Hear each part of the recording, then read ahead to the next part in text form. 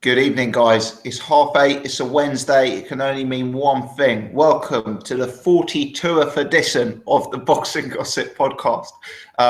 Hope everyone's doing well. I can see we've got a load of the usual characters in the chat. So thanks to everyone who's joined already. Thanks to everyone who's already been commenting in the chat. And I hope everyone's week is doing well. We're slightly lighter on the panel tonight. Our lower weight classes correspondent, Jet, is unavailable tonight due to other commitments. So for those of you tuning in to hear about the southern area flyweight prospects, I'm afraid you may be disappointed tonight. We've got Irish Tom, who is joining, but currently experiencing some IT difficulties. So he's going to be trying again in 5 minutes or so. I don't think Surrey's going to be joining us tonight. So I've started it off with myself and Paul, and we'll have Tom joining very, very shortly. Just before we get into it, bit of a recurring theme, but I just want to give a big thanks to everyone who supported the last podcast. It wasn't the busiest week of boxing, and at the time of recording this, it's got 3,300 views on it, and I think we actually broke our personal best, the amount of people clicking the thumbs up button. We got over 160. So many thanks to everyone who shared that on social media and who watched it and who clicked the thumbs up and etc. So without further ado, let's get into tonight's action. And it's quite a busy week. We're going to start by discussing last week's boxing. We're then going to move on to some of the news. Scott Quigg going to Freddie Roach, Lee Selby being added to Haye Bellew, the Pacquiao rumours, and a few other topics. And then we're going to move on to next week's action. And there's a lot of boxing. You've got the York Hall card on Friday night. You've got Alvarez versus Butte on Friday night. Then you've got Eddie Hearn's Hull card on Saturday. You've got Hurd versus Harrison, Brazelle versus Ugono.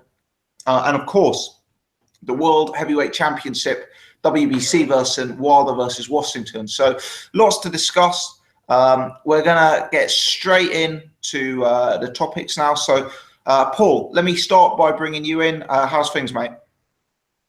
Yeah, good, mate. I noticed you let everybody know that it was the 42th edition. I'm pretty sure you mean 42nd there. I did it on purpose, mate, because apparently, and I haven't actually watched it back, apparently last week I said that it's the 41st edition. Yeah, of the you podcast. did. You did. And I got about 50 emails off the back of it. I mean, it's all very well and good, like someone pointing it out, but I don't know what they expect me to do. Like, take it down, round the podcast crew back up, and re-record it. We may keep that as a recurring theme. But yeah, how's the hiccups, Paul? Because just prior to going on air, Paul was suffering with a horrendous bout of hiccups. Yeah, as luck would have it, they seem to have dissipated. So yeah, we're all good. We're all good. I'm ready to rock and roll, buddy. Superb. So, Paul, you mentioned off air that you'd seen the Adrien Broner fight last week. So, to me, that's an ideal place to get started. Give us your take on that matchup. Yeah, I thought it was a decent fight. Broner's like, I don't know, man. Broner, he's kind of. I can't say I'm a huge fan of Adrien Broner. To be honest, obviously he's got immense skill. He's got great hand speed. He's a great counter puncher, very accurate.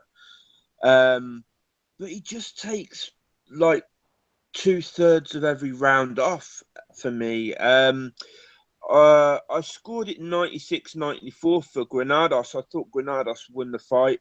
Although I don't have a problem with anybody that gave it to Broner, or anybody that just about, or like had it a draw or whatever. I haven't had time to watch any of the sort of like post views or even really go on Twitter this week. So I don't know what the reaction was. I don't know whether people thought, I don't know what the sort of consensus is. Broner looked good he looked good in spots. But it really was just in spots for me. I was kind of surprised with Granados. Granados kind of like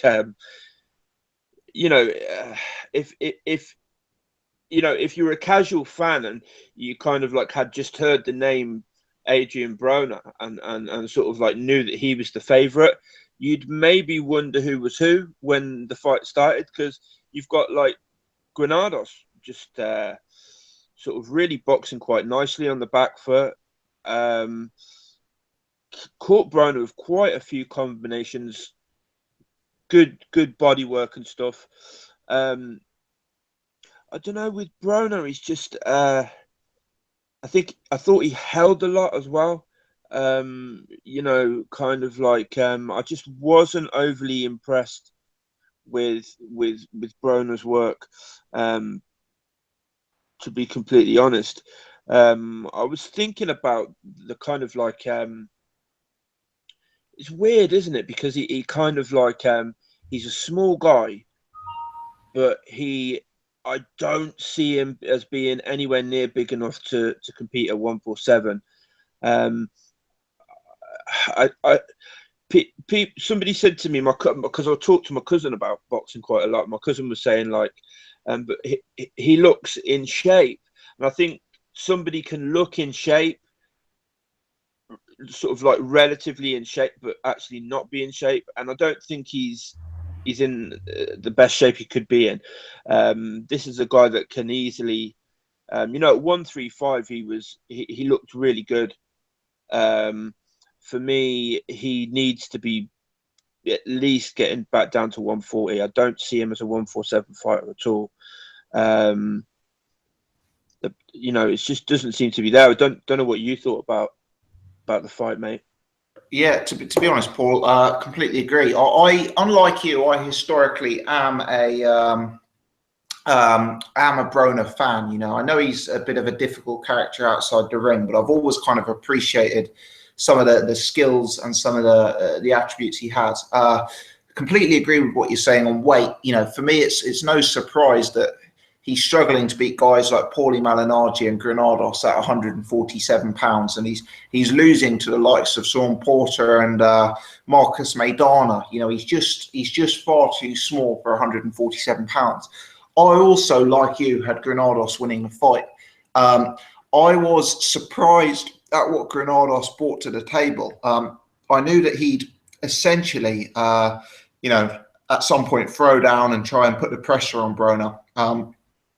But I was surprised the amount of success he enjoyed from the outside. Dwyer actually did a very, very, very good video on this fight. I really enjoyed Dwyer's video. And what he said is that Granados was winning the fight comfortably from the outside, but essentially his tendency and his you know, typical way of fighting is to descend into a bit of a scrap on the inside. And, you know, he kind of got suckered into that macho game, which favoured the smaller but more technical boxer in Adrien Broner. So, I mean, would you agree with that perspective on things? Sorry, say that last bit again, mate. Would you agree with that perspective that, you know, Granados essentially could have won this fight if he'd kept it at range, but maybe got sucked into a bit of an inside scrap unnecessarily? Yeah, I mean, yeah, at times I think Granados would have perhaps struggled to win it there. I think if it had been at a different somewhere different, he might have. I think just simply based on what I saw, I think he might have won the fight. I think in a situation like that where it was in Cincinnati, weren't it? It was like in Broner's home turf, like, Yes. and so kind of like not to necessarily say it's home cooking or whatever, but you know, when the home fighter lands, you know, you've got Granados landing like 3 to 5 punch combinations and really catching Broner. And then Broner throwing the jab and catching Granados, and everyone's sort of like, whoa, you know what I mean? And it's kind of like, I think it can just sort of sway judging a little bit. I thought I don't know. The other thing I was thinking about Broner as well is like, yeah, he's looked good in the past, but what's his best win? I mean, like Malignaggi, really, I suppose has he got a better bit of form than Malignaggi? That's a very good question. I'll tell you what, if you're watching live, guys in the chat, what's Adrien Broner's best win? let's get, I don't know the answer to that off the top of my head. Yeah. I do. It's Ponce de Leon. What weight was that at, Tom? That was at featherweight. That wasn't that a really close fight. I mean, Malignaggi was. Yeah, he lost. Yeah, he lost that fight. Ponce de Leon was yeah, exactly. It was a close fight. The Malignaggi fight was a close fight. Both times he's fought what I would consider to be decent fighters. He's come up short, which was Porter and Maidana both put it on him, and he couldn't handle it. He just couldn't handle it. So yeah, he looks good in spots, but that for me, that sort of like turning it on for a minute and then sort of like holding and dropping the elbow for the other 2 minutes, that's a fitness issue. That's him trying to save his gas, so he's like not completely just fucked for the last 2 rounds or something, and that was the other thing, that it was a 10-rounder. I mean, what's that all about? He kind of like, I just believe like they signed a contract at 140. The fact that he just like, right, it's got to be at 147 now, I can't make the weight, and it's got to be a 10-rounder, blah blah blah. Do you know what I mean? It's just kind of like it kind of takes the shine off what could be quite a decent fighter if he could sort of like sort his fitness out, sort his get down to a proper weight. I think 135 is Broner's natural weight, if I'm honest. Yeah, Paul, I mean, assuming he stays at 147, and to be honest, it looks like he is staying at 147 because he's had repeated attempts at trying to make lower weight classes, and he still finds himself fighting at welterweight. So, Broner's got the name recognition and the celebrity to get big fights. So I've heard rumours of Pacquiao, I've heard rumours of Khan, I've heard Lamont Peterson, I've heard Danny Garcia, I've heard all sorts of rumours and all sorts of links to Broner's name. Do you think he can beat any of those guys at 147? What fights would you like to see him in? Well, I mean, like I say, I'd like to see him either stay at 140 or, if in an ideal world, get back down to 135. But it's obviously not going to happen. I don't give him much chance against the elite guys at 147, to be honest. Peterson, I didn't see Peterson at the weekend. Did you see it? Yeah. I thought Lamont Peterson looked really good, but he's another guy I don't think is really a 147 fighter. But yeah, I thought Lamont Peterson would beat Adrien Broner based on this weekend's performances. Because out of the 4 you sort of suggested, I think he was probably the only one that I'd give. Who was it you said? Garcia, Amir Khan, Pacquiao. Yeah. I think Peterson would be the only one I'd even give him any kind of chance. With and if you're saying he looked decent at the weekend, then probably not, to be honest. I think Khan would probably just outbox him on the outside, just stick and move and whatnot. I don't think he's got the power. I know Khan's vulnerable, but I don't think Broner's got the power. His power doesn't carry up. He didn't seem to be able to even trouble Granados at all. I don't think he's got the power to hurt Khan. He's too small. Garcia would just time him, and I think Pacquiao would just destroy him, to be honest. Yeah, I think Lamont Peterson's possibly the most viable because I appreciate they're friends and they train together, but they fought on the same card. They're from the same area, so it's be easy enough to sell some tickets. They're both reasonable names, and it's a fight that's a competitive fight that I would presume Broner would be a favourite in with the bookies, which he would possibly want. But for me, Peterson actually boxed like a high-level Granados. He looked slippery on the outside. He was moving, he was jabbing, he was timing from range, and then he switched it up. Then he'd come in, he'd get inside the pocket, and he'd throw body shots, he'd put on the pressure. I just felt he did it with a bit more education and technique than Granados. And had Granados had that in his fight with Broner, I'm sure he'd have gotten a nod. So yeah, for me, Peterson could well beat Broner. Let's bring in Iris, Tom. Iris, I presume you saw the Broner fight this weekend, did you, mate? Not really. Okay. Okay. I try to watch it, but you know, Adrien Broner, I can't stand him, and I couldn't care less about him. I think he's the singly most overrated fighter in the world. There's nobody close. Like, he's beaten nobody. Do you want to hear what his 4 world titles he won against? Who he won his 4 world titles of? It would be Ali. So first off, I can't even remember the guy's surname. Yeah. So that's Alec Verdiev. Alec Verdiev. Yeah. And Malinaji. That was 140, and then he won Malinaji at 147, and then he won. Anybody know what his lightweight world title was? No, Antonio DeMarco. Oh yeah. And then his super featherweight title was Vicente Martin Rodriguez. Anybody really know any of them fighters? No. Paulie is the only one. Yeah, I mean, Paul- Antonio DeMarco was a name back at the time, wasn't it? But he's never been an elite fighter, I guess. Yeah, and he beat. I was looking. The Ponce de Leon wasn't for an actual title, but you know, I think he lost that fight. So he's basically a fast track bully. He's beaten up smaller men. He's not. He's got massive. Like, he's one of these fighters that has obviously got very good some very good attributes. But you might as well be looking at Frankie Gavin as looking at Adrien Broner, because they're nearly the same. Like, he's just so overrated. And the only thing is, people like to watch him get bet. I to be honest with you, like that Adrien Granados fight, like Granados, I don't think Granados had ever fought at 147. No. Does anyone know if he's ever fought? No. He never fought at 147. No. Yeah. And where would he be ranked at 140? Borderline top 10. Exactly. And borderline, that's pretty. He was brought in there to get to lose against Amir Imam. So, like, it's not like, you know, he was on the up. You know, he had a lot of losses at that stage, and a couple of draws. So, like, Adrien Broner is rubbish. I must say I never thought he was up to much.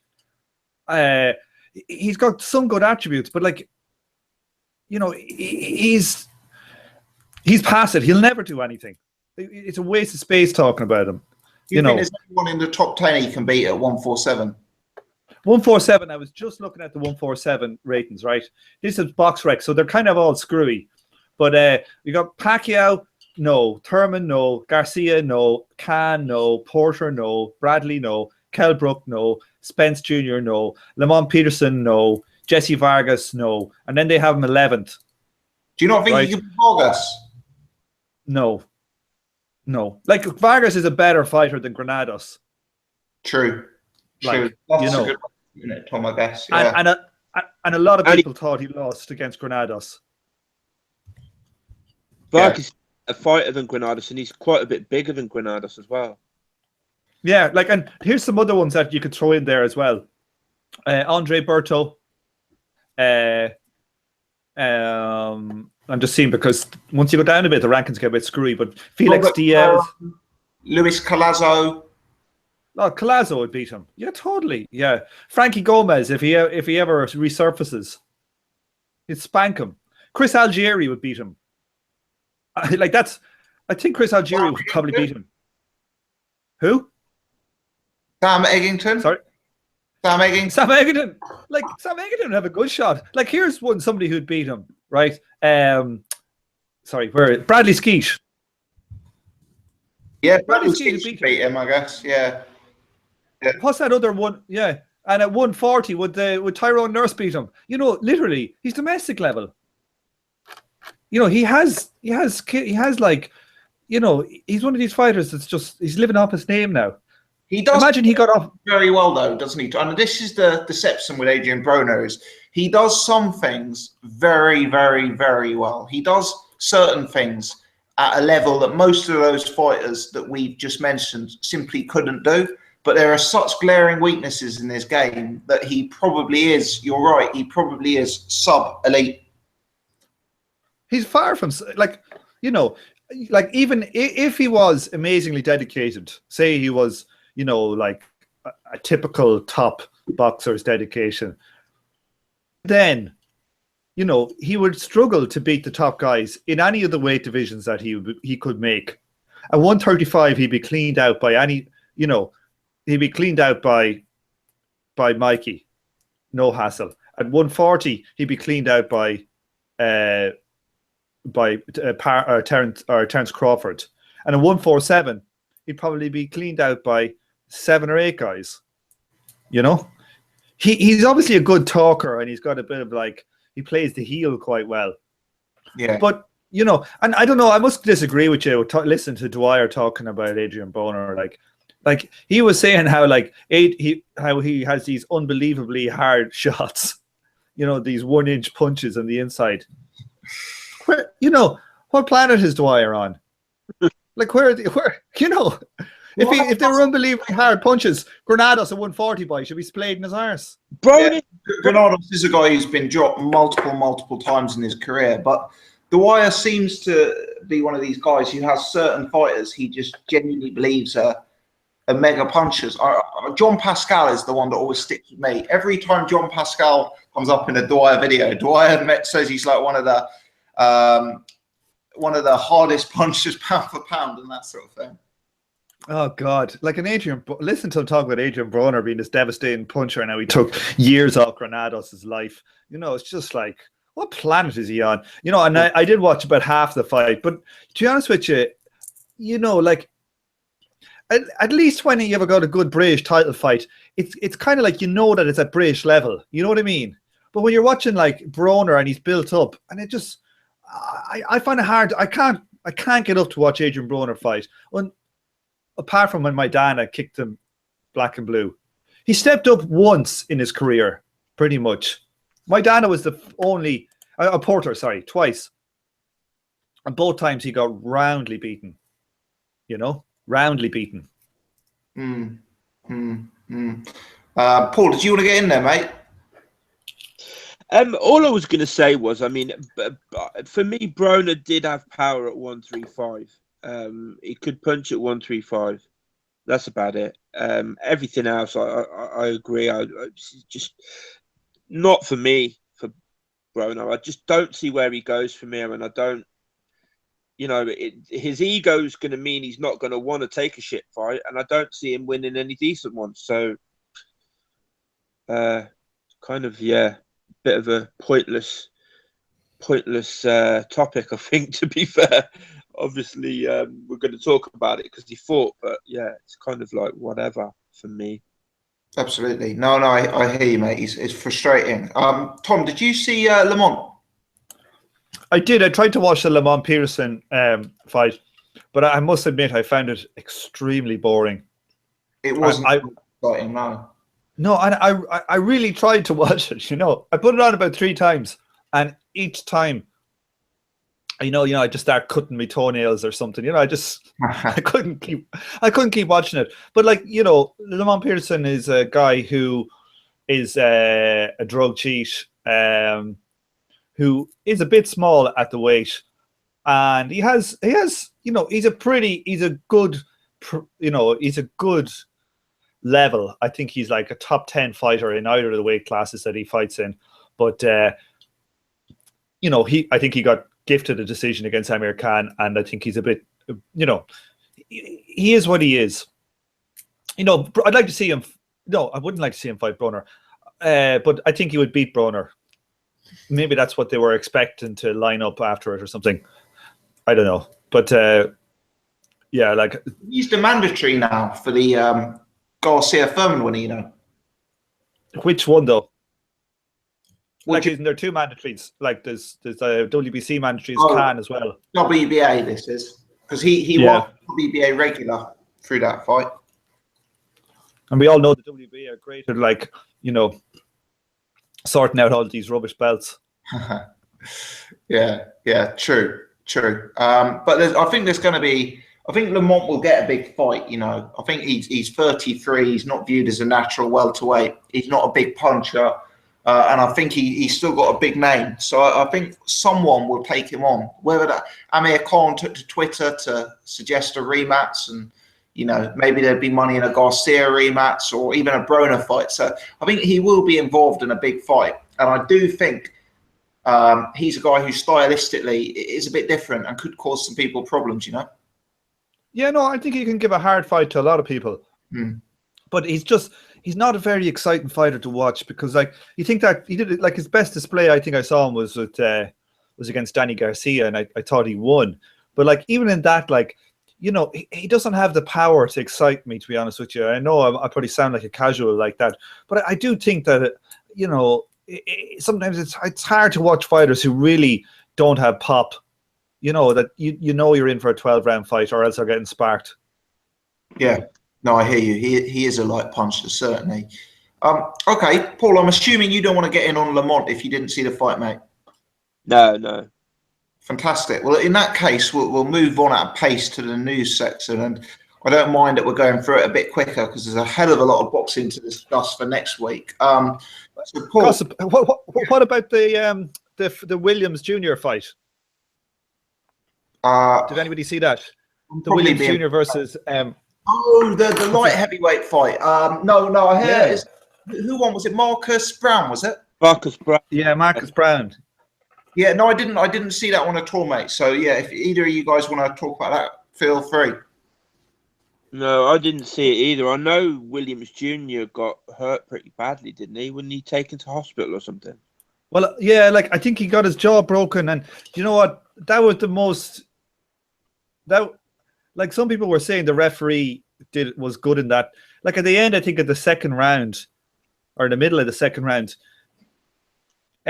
Marcus Browne knocked down Williams Jr.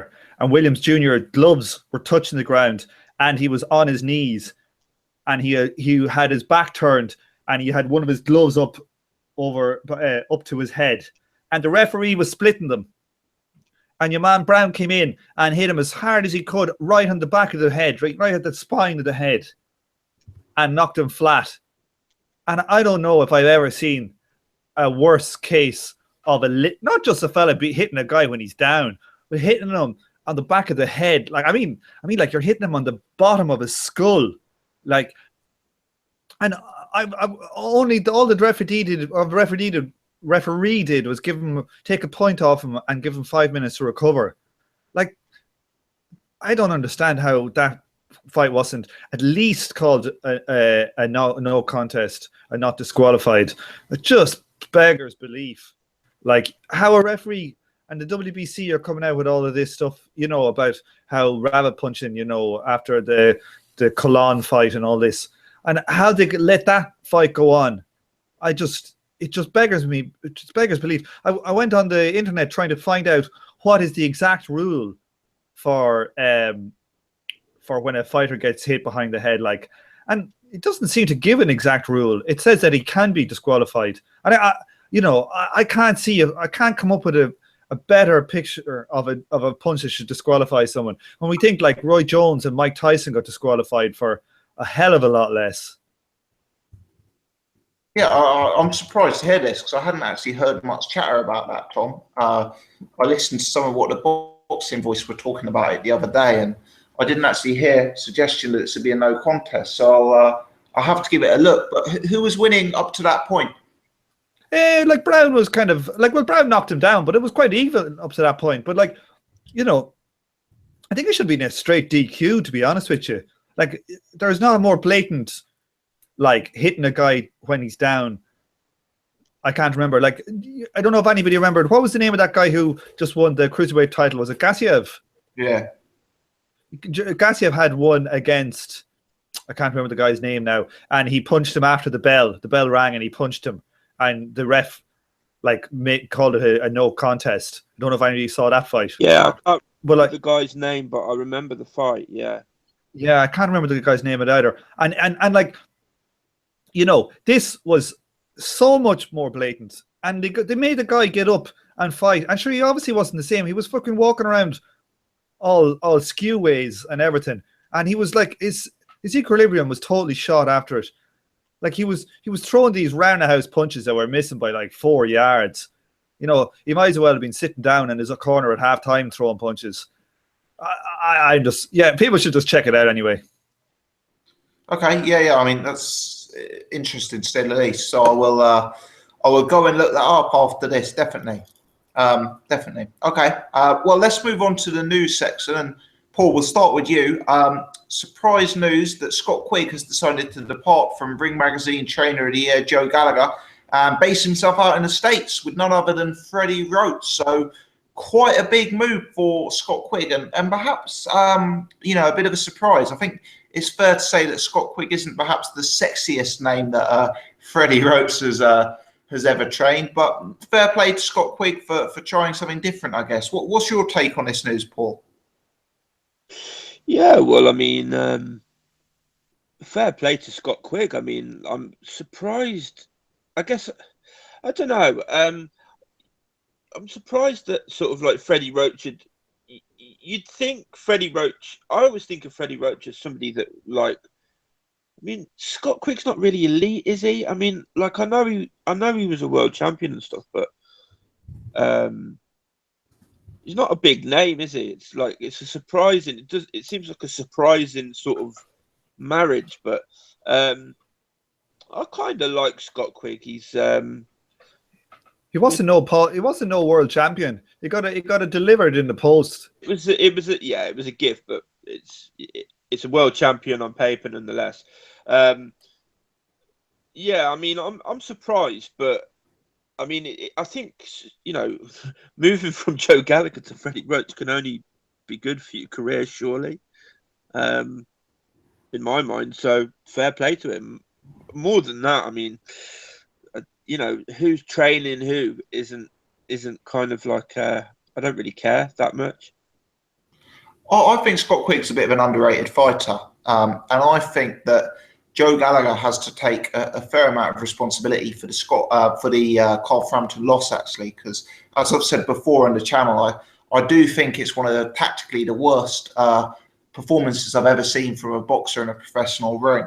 One thing I do raise, though, is if you look at the deficiencies in Scott Quigg's game, we know that Scott Quigg, in many ways, already has a kind of, I don't want to use the phrase Mexican style, but I think you guys know what I mean. His perhaps deficiencies are more in the slick, technical boxing rate, and I'm not 100% sure that Freddie Roach is necessarily a trainer who's synonymous with making those kind of adjustments in a fighter's game. So I don't know if he was, I know Freddie Roach is a big name, and I know he's, obviously got some big names associated with him.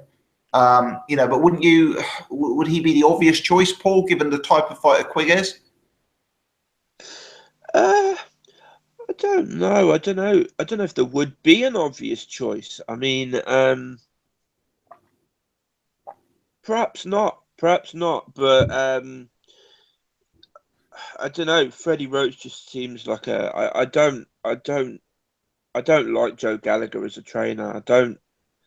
I think everybody that he trains seems to fight in very similar ways and have very similar sort of holes in their game. And like you say, I don't think he's the best when it comes to sort of like galvanizing his fighters. I don't think he's the best when it comes to sort of like letting them know just how much shit they're in. I've seen a few times where a fighter's just been quite clearly behind and he's like, you're doing all right. It's like, they don't need to be told they're doing all right. You need to be telling them you need a knockout or something. Do you know what I mean?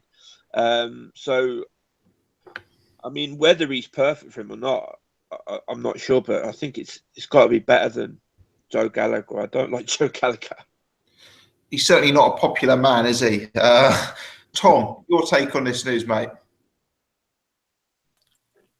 You must be the only person in the world who thinks Scott Quigg is underrated. I actually do.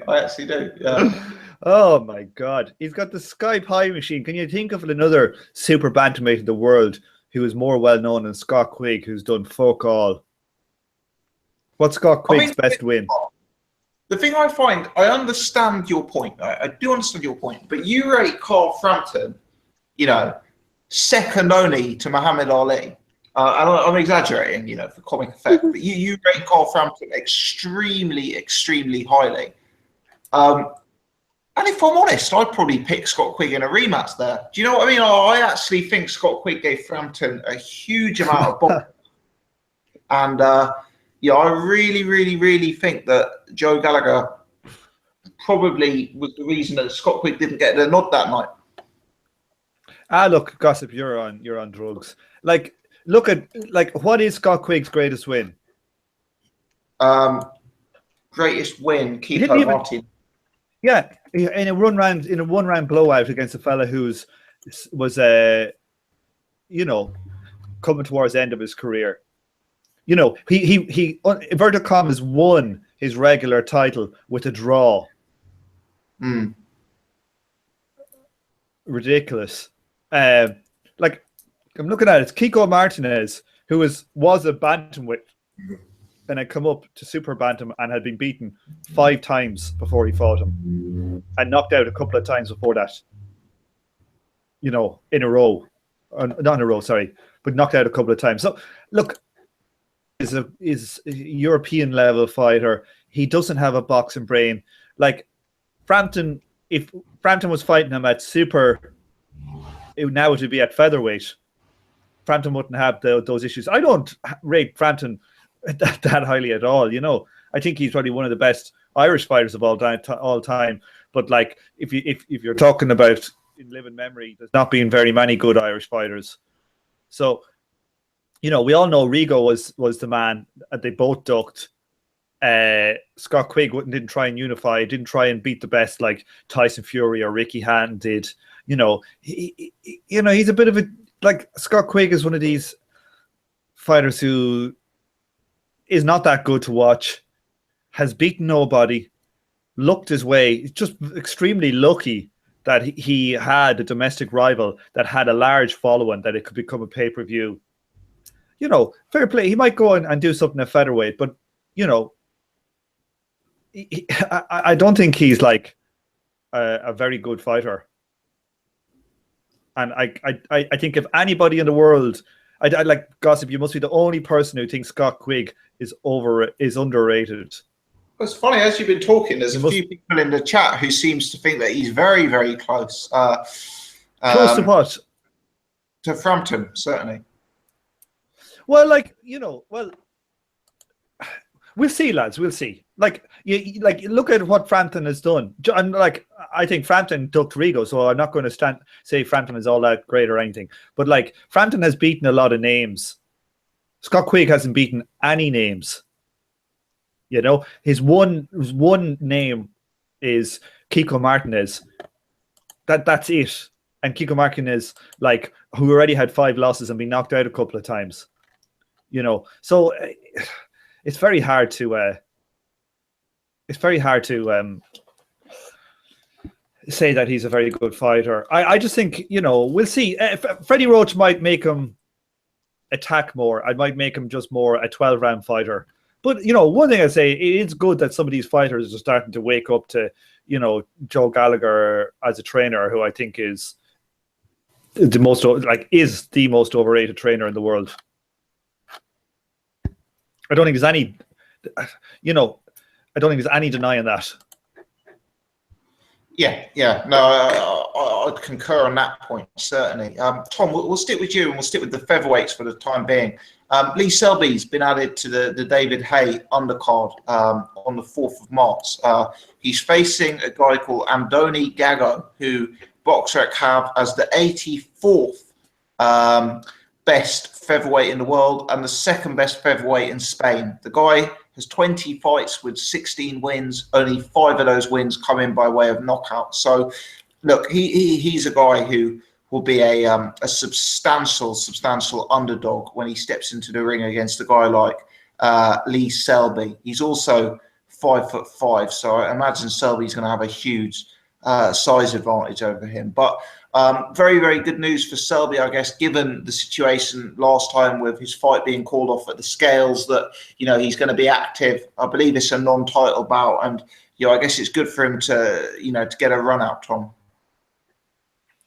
Well, is it going co-main this fight, is it? I believe, from what I'm told, Ahara Davis versus Derry Matthews will remain as the co-main. Dear God, you know, this is a terrible fight. You know, I don't think. Wow, that's. What else is on that card? Have we got a card yet for that? Yeah, I can pull it up actually. So if you just want to tell a little joke for 10 seconds, Tom, bear with me. Right, here we go. So, just finding it. Tony Bellew versus David Haye. Ahara Davies versus Derry Matthews.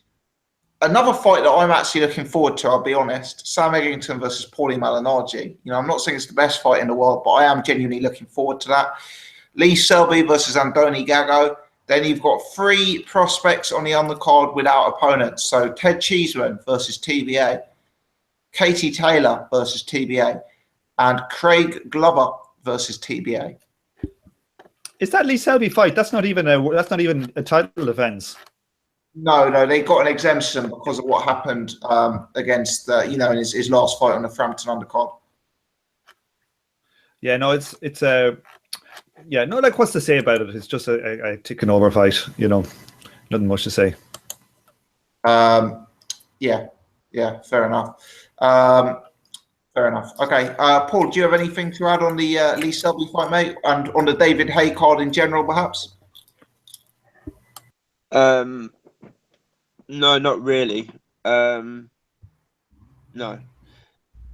Fair enough. I've got something to say on the Haye Bellew fight, but obviously we'll talk about that clip near the time. Not. Yeah, well, obviously Haye Bellew is next week, so we can talk about it then, or, you know, if it's something you want to get out now, also feel free, mate. No, we've got a load to talk about tonight, and we'll talk about it next week, I suppose. So, I have a question for you, boys. Should the Bellew Haye fight be on the undercard? the undercard of what? Of itself. The undercard of itself. Yeah. If it was on the undercard of itself, then it would still be the main event, I guess. But the truth is that David Haye is one of these fighters, isn't he? He's a main event fighter, and David Haye versus my grandmother would probably be a main event. But yeah, bizarrely, it's actually probably a less competitive fight versus David Haye versus Arnold Jar Jar, in my opinion. You know, Jar Jar was a undefeated heavyweight who was a genuine heavyweight in terms of size, who actually had, you know, heavyweight wins that far supersede any heavyweight win that Tony Bellew's ever had. So, you know, it's probably a step down from that in terms of competitiveness, although obviously a step up in terms of the quality of event, I guess. Also, I say the entertainment factor, if you like, the WWE factor. I think the only question mark over this, and it is a very small question mark, and it probably won't mean anything whatsoever, but is that David Haye actually hasn't fought a live body since 2012, 5 years. Yeah, so, Bellew isn't a live-bodied heavyweight. No, he's not. No. The only point I make is we don't really know whether David Haye is still David Haye, because he's just fought nobody. Literally nobody. He's fought bombs. Like, I don't think he's not David. David Haye isn't David Haye. He's square pants Bob, sponge pants, whatever the fuck. Sideshow square pants Bob. Yeah, but yeah, I just don't. Yeah, I think it's 5 years since any kind of live body's been put in the ring with him, so we just haven't got a clue. I don't think any of those fights tell us anything about David Haye. I'll tell you what's amazing though, and to be fair, Irish Tom has said something similar to this in the past, so I'm kind of stealing Irish Tom's point here. But David Haye did an interview today with IFL TV, and he's very much saying he's saying things like, I don't have to train for this fight. I could beat Tony Bellew without training, and I believe he probably could. He said he's not really wanting a training camp that's going to put him through hell, and he's not going to want a training camp that's really painful. He more wants to go and enjoy himself every day and do something fun every day. And he's literally saying this is going to be a one-round destruction. He's going to knock out Tony Bellew immediately and devastatingly. But then he's saying, like, make sure you buy the pay-per-view. It's going to be a great night. And it's kind of funny, and I think this is a point I've raised on the channel before, is the customers of these Chris Eubank pay-per-views and David Haye pay-per-views, they aren't necessarily having the same mindset as hardcore boxing fans when they're sitting down to make the purchase. When we're thinking of a good night's boxing, we're thinking, is that a 50-50 fight? How are the styles going to match up? I don't know who's going to win. Whereas these boxing, these casual fans are thinking, I want to see peak David Haye or peak Chris Eubank Jr. score a highlight reel knockout, and Haye's kind of being very, very open about that. And, I genuinely do believe he is coming to destroy Tony Bellew. Yeah. Well, yeah, he is. But, David Haye, this is just pure marketing of David Haye. He's going to make it out. Every photo that you've seen from him pretty much for the last, month has been him surfing or playing fucking beach volleyball with some young hotties, or drinking something that looks like a Bloody Mary or something. It's all just show. It's that, they're going to build this up. Is David Haye taking it too easy, or is he not? He's not trained as well as hard as he should have. It's all bullshit. All bullshit. Did you see those photos the state of Tony Bellew after sparring with Chisora and them boys? Yes, yeah, he was black eye and he looked pretty down in the dumps. Hey? He did, seriously. He looked like some fella who's just fucking turned up at around 5 in the morning in casualty after falling over drunk and knocking himself unconscious. Definitely. Okay, so we'll stick with the news section. Paul, you'll have probably heard the rumours of Manny Pacquiao versus Amir Khan. Is that a fight that you think's realistic? And if it does happen, who do you see winning it? I mean, it's not impossible. It's not beyond the realms of possibility that fight happens. But do I think it'll happen? No, probably not. I mean, this fight gets talked about periodically, don't it? Yeah. About once a year, there's rumors of Khan, Pacquiao, and will it happen? Probably not. Probably not. I think I don't think Manny really wants anything resembling a challenge. I think he just wants a couple of easy fights with decent paydays. Hence, what's happening with the Jeff Horn fight? Is that off now? It's really unclear, isn't it? Really, really unclear. I couldn't tell you where that fight's at, mate. No, because that was supposed to be made. It was supposed to be happening, and then I don't know. If it did happen, who'd win? I think Pacquiao would win. I don't think it would be as easy as his last fight, but I think he'd win nonetheless.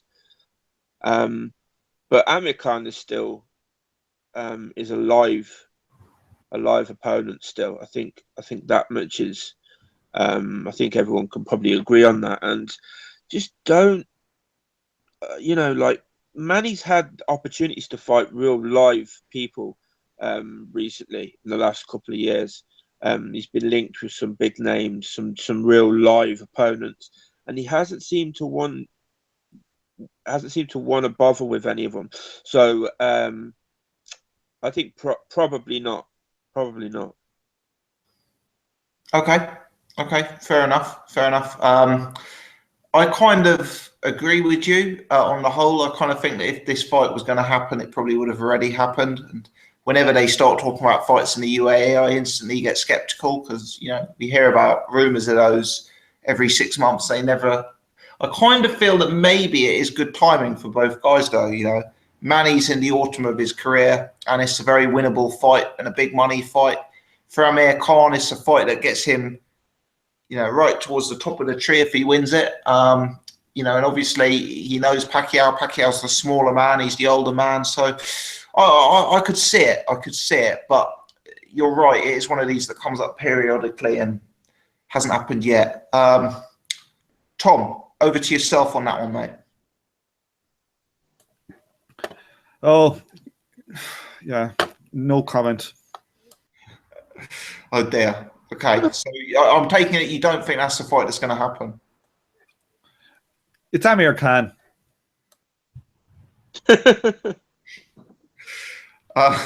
I'll take that as a no. Tom, another topic for you. Hughie Fury versus Parker hasn't been announced. We still don't have a date confirmed. We still don't have a venue confirmed. Now, when this fight was initially won at purse bids, the suggestion was that it would be on April Fool's Day, April the 1st. I'm very, very conscious that today is the 22nd of February. February is a short month. So we're effectively 5 weeks away from the initially proposed fight date. Now, obviously, the fight can be delayed, but I'm beginning to get a little bit concerned here. Obviously, there's been several questions as to whether Peter Fury will be able to get a visa to go into New Zealand because of, you know, his past and that sort of thing.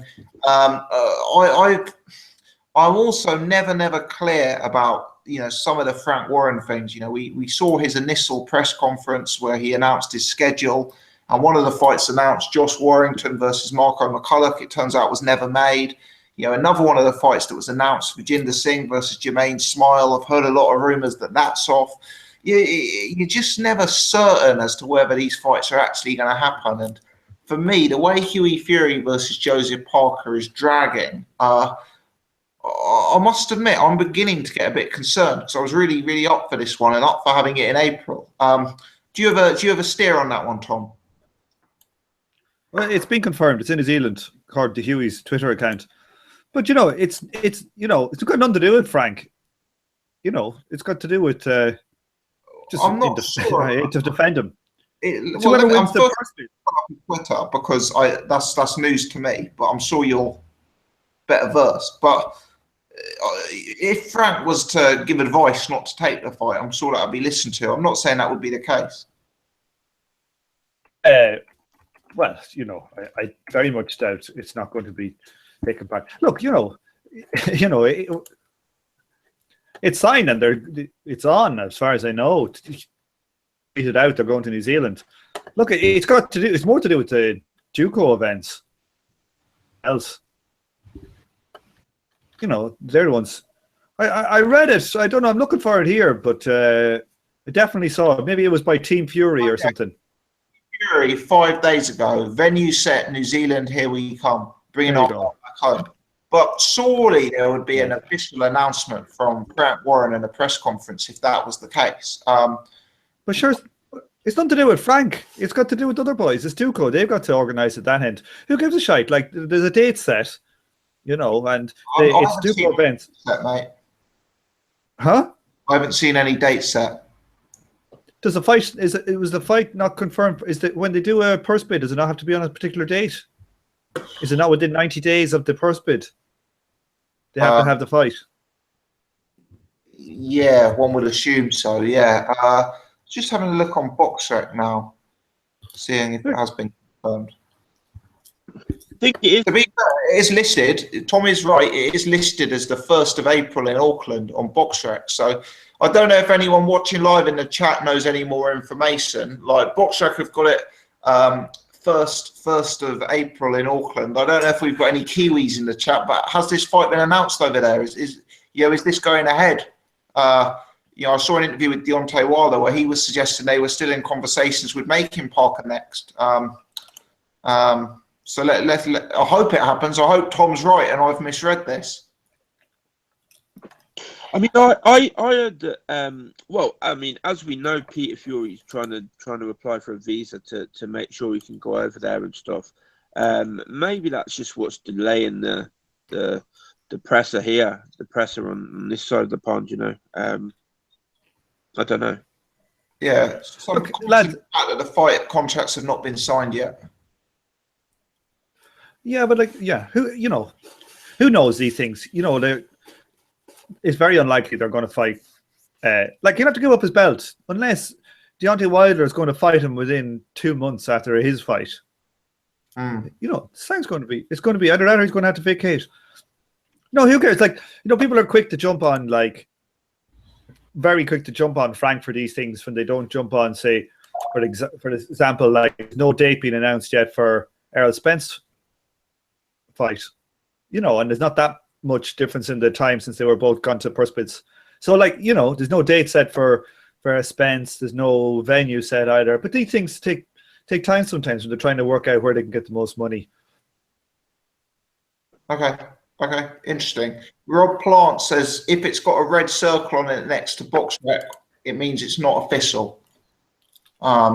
So yeah, okay. Let's hope it happens. I think with Errol Spence versus Cal Brook, what we've had is a very strong word from the promoter, who has all but confirmed the venue and given us a very clear verbal indication that the fight's going on. And I'd absolutely love it if a member of the Fury camp, be that the promoter, be that the manager, be that the trainer, came out and said something similar. Paul, do you have a take on that story, mate? Or maybe I'm even going a bit far by calling it a story, but do you have a bit of a take on that situation, perhaps? Not really any more than I already said. I just thought, maybe, Peter Fury kind of applying for a visa might be delaying the announcement. That's about it. I mean, I do think it's going to happen. The purse bids have been done. They're not going to, unless there's something going on that we're not aware of. I don't see a cause to be concerned just yet. But we'll see, I guess. Not really any more than that, Tom, mate, to be honest. Fair enough. Okay, let's move on and start by looking at next week's boxing. And I think the sensible place to start is with the fight for the WBC World Heavyweight Championship. Paul, as you'll be aware, the fight is to be contested between reigning champion Deontay Wilder, who's returning, having come back from a break due to a hand injury, and replacement Gerald Washington, who stepped up after the initially announced opponent, Andre Warrits, was busted for performance-enhancing drugs. Give us your take on this one. Now it's fight week, Paul. Yeah, well, I mean, it's. I think it's a better fight than the Warrits fight. I think Washington has more attributes. I mean, he has more going for him. He's got more of an upside than Warrits. Like, he's a tall guy. He's as big, if not maybe an inch in it. Decent reach. He's more of a counterpuncher, I think. Washington. I think Wilder will still probably win, but it's a decent fight. I'm actually more looking forward to some of those undercard fights. Ugono, Brazelle, and stuff like that. As another fight is on the undercard there. But yeah, it's a good fight. I'll be watching it for sure. Stylistically, do you think this fight is going to be, Deontay Wilder bringing a huge amount of heat and Washington on the back foot in defensive mode, looking for one big power counterpunch?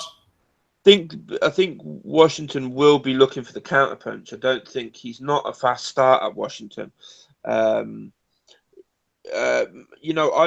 never been sold on Wilder. His resume is awful. Somebody put in the chat earlier, and it was a really good point. Shout out whoever that was. What would people in the UK say if after 38 fights Joshua had only fought the level of opposition Wilder's fought? And I think that's an excellent point, considering Joshua was fighting Jason Gavin in his 10th fight, and Jason Gavin was Wilder's opponent, the one before the Stavern fight, at like 32 fights in or whatever. Wilder just so wild in the way he throws sometimes, just like ridiculous. Very poor defensively. I just think Wilder's there to be beaten by somebody that's got a bit of speed and power. Will it be Washington? Probably not. Probably not. But would I be surprised? No, not really. I wouldn't be totally shocked if Washington beat him, but I don't think it's going to happen. Yeah. Speed and power are two words that have never been associated with Gerald Washington. That's for sure. No, that's a good point. I think. Do you know what? I'm interested in this fight. I think there's a lot of elements to Washington that I like in a fight against Wilder. Actually, before I go into that, Paul, I'm assuming you're picking Wilder. Are you picking Wilder by points or KO? No, I think he'll win. It really depends on that hand. If the hand is 110%, like he says it is, then he'll probably go for the knockout and he'll probably get it. If it's not and he's like a little bit tentative, then he'll probably just jab all night like he did in the Areola fight. So yeah, I'm picking Wilder, but I don't know the method. I mean, if you put a gun to my head, I'd say by knockout, just because I don't think Washington's defense is great. Yeah, I view Wilder as a very aggressive fighter. You know, he throws leather. He's fast. He's athletic. He's got bad intentions, and sometimes I'm inclined to think that Washington is a guy who is really low volume and really goes into his cell. Could literally be run over like a car, to be honest. But then there's other things in Washington I quite like. Wilder, a lot of his opponents have been shorter guys. You know, they're guys he's had a real substantial height and range advantage over, whereas Washington is one of the division's big guys. And that counterpunch style, you know, Wilder, there's always been the suggestion that he's a car crash waiting to happen. And if he is a car crash waiting to happen, perhaps that kind of boxer counterpuncher type could be the one to draw him in, make him swing wildly and miss. And, you know, defensively, Wilder is there to be caught. But having said that, Stavern, although he's a smaller guy than Washington, Stavern also has certain counterpunching attributes, and he's probably a harder puncher than Washington. And Stavern didn't find success in their fight. So I guess I'm thinking that I could see ways that Washington could score the upset, and it wouldn't absolutely flabbergast me if we saw an upset here. Funnily enough, you know, if you look at Wilder's resume, I'd say Stavern is maybe more proven than Washington. I'd maybe make an argument that Arthur Spilker and Johan De Par are at a similar level to Washington. But, you know, really this is one of Wilder's better fights, actually, throughout the course of his career. And, you know, on balance, like Paul, if I am forced to make a pick, I'm probably inclined to go Wilder by KO. But an upset wouldn't amaze me here. I think Washington brings certain things to the table which could cause Wilder problems. Although at the same time, it wouldn't surprise me if Wilder just runs him over and, you know, Washington's just backing off, and Wilder's just throwing lots more punches, and Washington's just standing there to be hit. Yeah, it's an interesting one. Tom, what's your sort of outlook on this fight?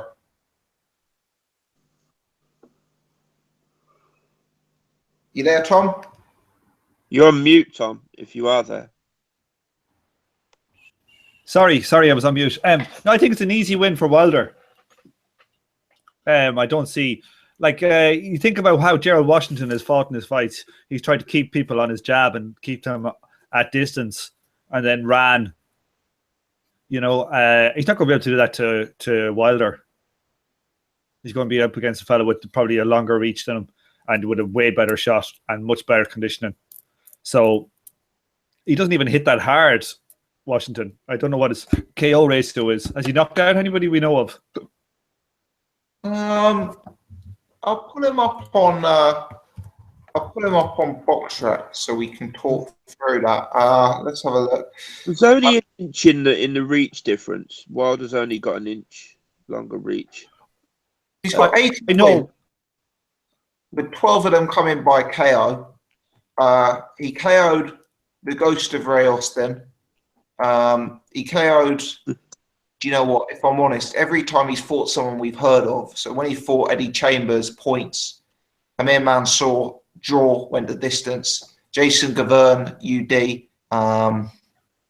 UD. Jason that's the telling piece of form that is that he didn't knock out Jason Gavin. Everybody knocks out Jason Gavin. Nagy Aguilera, UD. He's very poor, I think. And like the thing is there as well. Who did you say? Eddie Chambers. That was maybe the worst. I only saw the highlights for that, and they were the worst highlights of any fight I've ever seen in my life. I swear to God, the only highlights that they had in it was really 2 jabs. And I'm not even joking. Eddie Chambers, that was just pathetic in that fight. Totally overweight. Showed nothing whatsoever in that fight. Washington is beaten and nobody with a pulse. Like, he's able to survive in these fights and get away with it because he's tall and he's able to use his reach to keep fellas off him. But he's not going to be able to do that against Deontay Wilder. So this is, unless Wilder, his hand is ruined, your man hits a complete lucky punch, But the odds in this are 1 to 12 for Deontay Wilder. That's given Washington 8% chance. It seems a bit high. But, I don't see any chance really of an upset here. Do you not think that stylistically, a tall guy who gets on his back foot and counter punches from distance is the kind of fighter who would beat Deontay Wilder?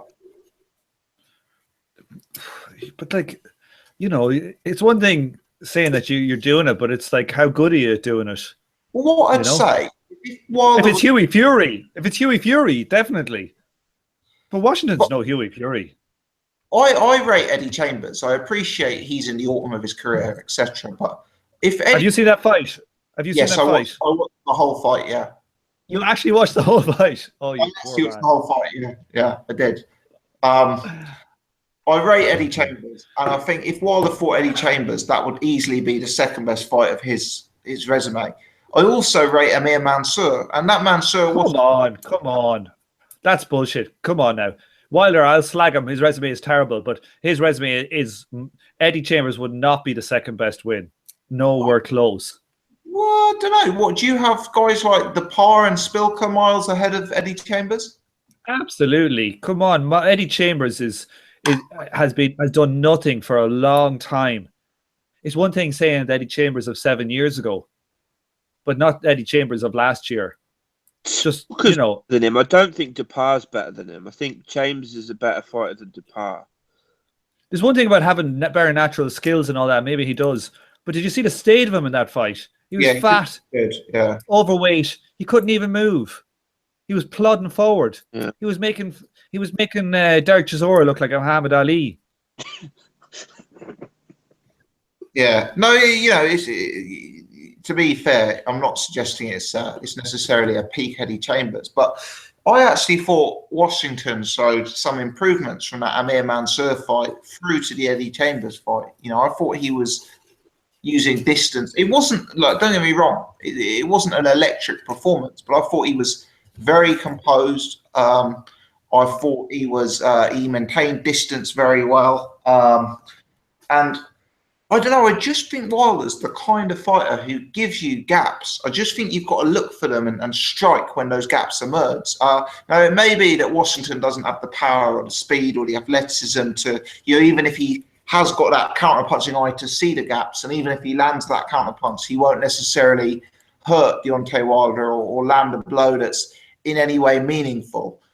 But But I do think this could turn into a better fight than expected. I guess one of the things we don't know is Gerald Washington's punch resistance. Obviously, we've seen him in with Amir Mansour, who's a puncher at a certain level, but there is always the suspicion that Deontay Wilder could just walk through him, I guess.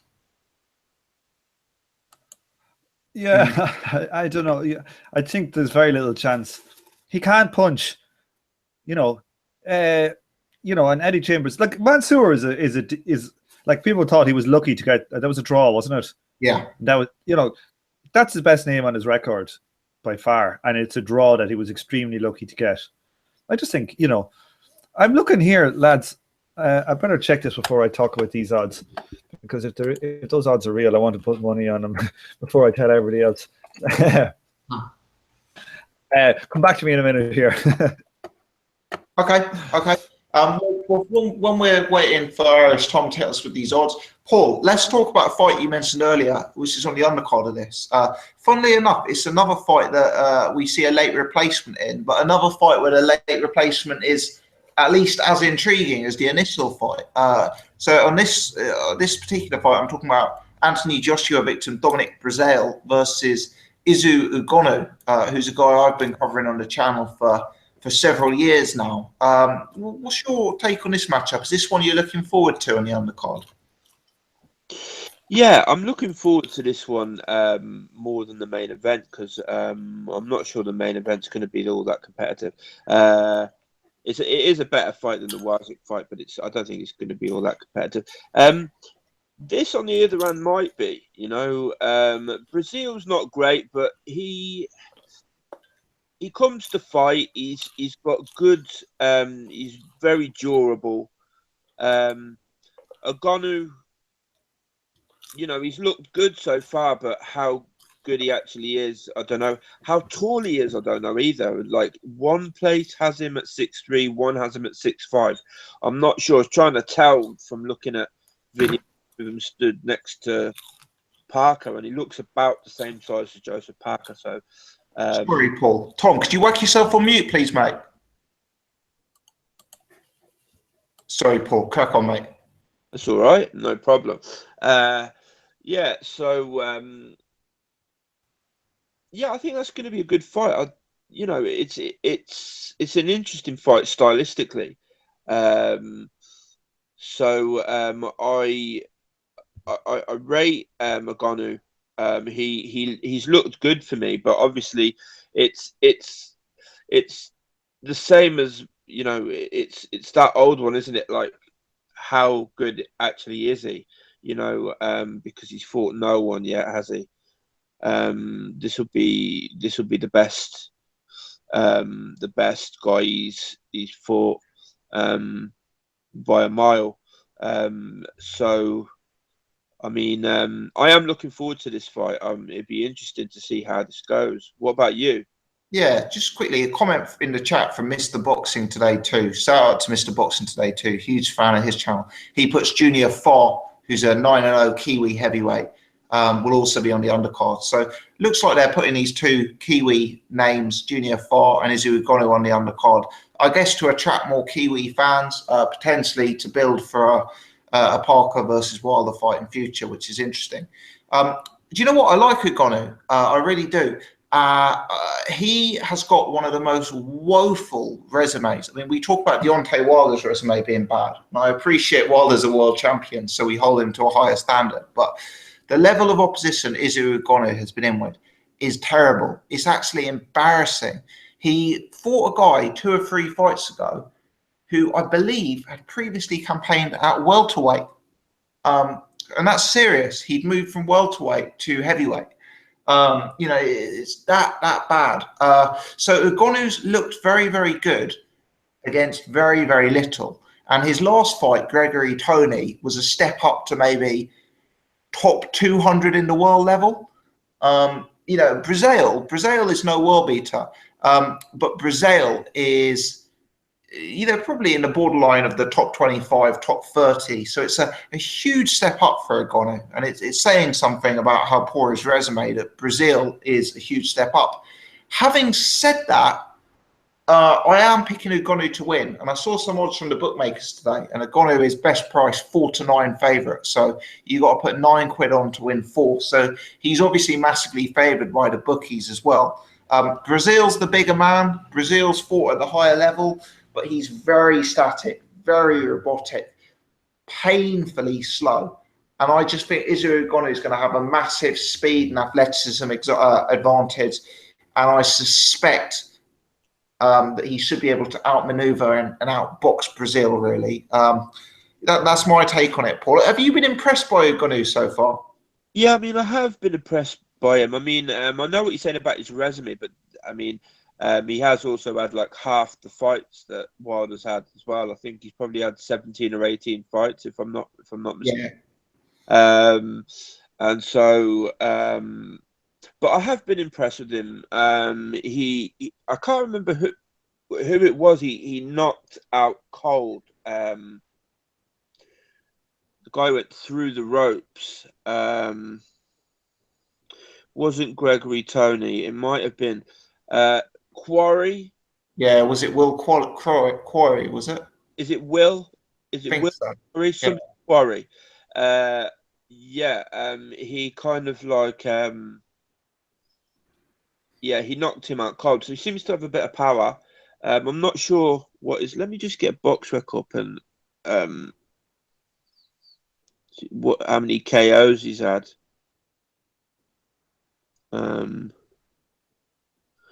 Yeah, 14. 14.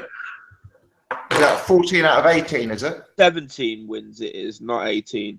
So yeah, 17-0 with 14 KOs.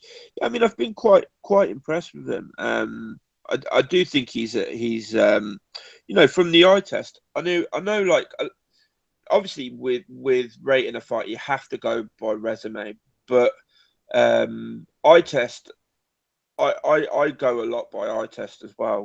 What I see when I'm looking at a fighter. He can be a bit lazy with his jab sometimes. He's got a decent jab, but he can be a bit lazy with it sometimes. But I do think he's a much better fighter than Brazelle. Certainly quicker than Brazelle. And yeah, I'll be picking him to win, probably by knockout.